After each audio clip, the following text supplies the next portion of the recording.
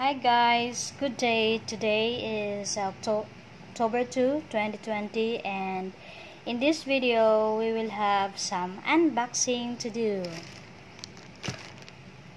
I got my order from Lazada Philippines at bukas na siya guys kasi chinek ko talaga kung wala bang problema kasi ang daming issue ngayon online sa mga online shopping na may problema. Iba yung in-order mo tapos pagbukas mo iba yung laman.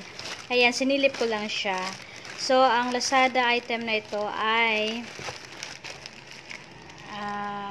delivered by Entrego at ang worth niya ay 6,010. Ayan. 6,010 na item. Ito ay external drive kasi yung aking hard disk ay nagbibigay ng warning. Tapos meron siyang freebie, yung seller ay may freebie na Bluetooth speaker. Ito siya. Ito yung box niya. Pero kinuha ko na rin siya. So, mga 5,800 lang yung unit. Ito siya. Ginamit ko na siya. Pwede siyang FM, USB. Ayan. Okay naman siya. Pwede siyang AUX. Play by USB drive. Ayan. Ayan. Free. Gagamit ko siya guys pag nanonood ako or nakikinig ng music while working. Meron siyang cables. Yan yung freebie. Tapos, ito na yung item guys. Hindi ko po siya na buksan. Sinilip ko lang kung yun ba talaga ang laman. Kasi may mga deliveries online na iba yung order mo. Tapos, iba yung dumating pagbukas mo.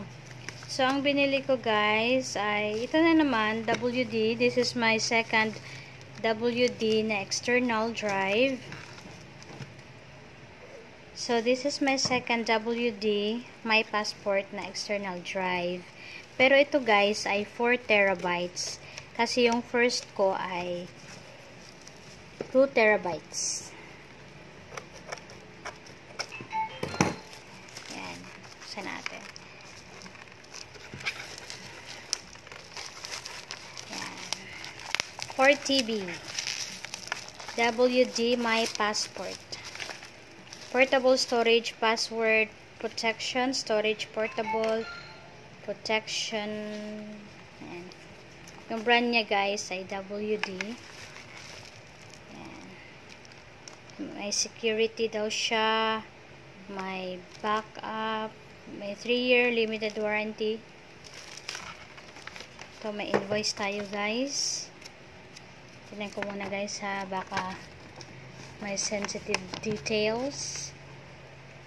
So, IT online.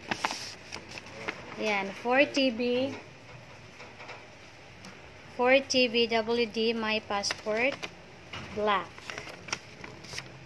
Ito yung price niya guys. Pero included na dito yung shipping. So, mga 5,800 yung item. Yan. Tingnan natin. Black yung aking pinili. Sealed talaga siya. Sealed with a kiss.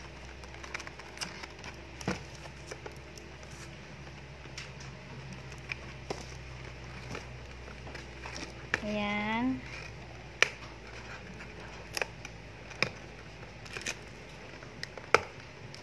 Hindi siya makuan.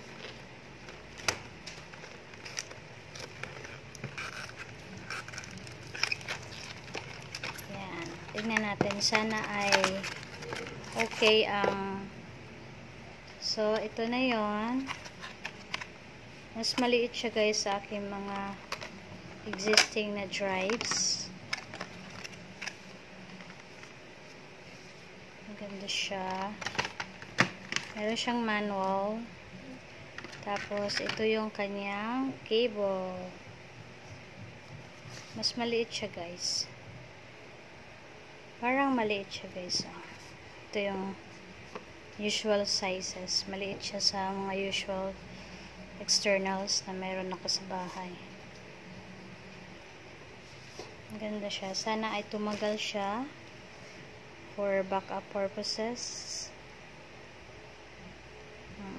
This is my second WDI external drive. So, kung naghahanap kayo ng external drive na affordable, tapos mataas na yung storage niya for TV. Pero actually guys, mga 3 point something lang ang usable dito kasi parang reserved for the system yung ibang part. Mga 3.7 lang yung pwede mo magamit as storage kasi reserve yung ibang part. So, okay na siya. Meron akong paglilipatan ng aking mga files kasi nag-forwarding na yung aking hard disk na 0 na ang kanyang life. I need to transfer all my data. So, bago siya mag-crash, napilitan na akong bumili nito kasi kailangan marami ring importanteng files na meron. So, meron siyang kasamang cable, guys. Syempre. Parang kaya mag-fit. Ayan. So, that's all, guys. Thank you so much for watching. And please don't forget to like and subscribe. I will just leave a link on the description of the merchant where I got this item. Thank you so much again. Bye.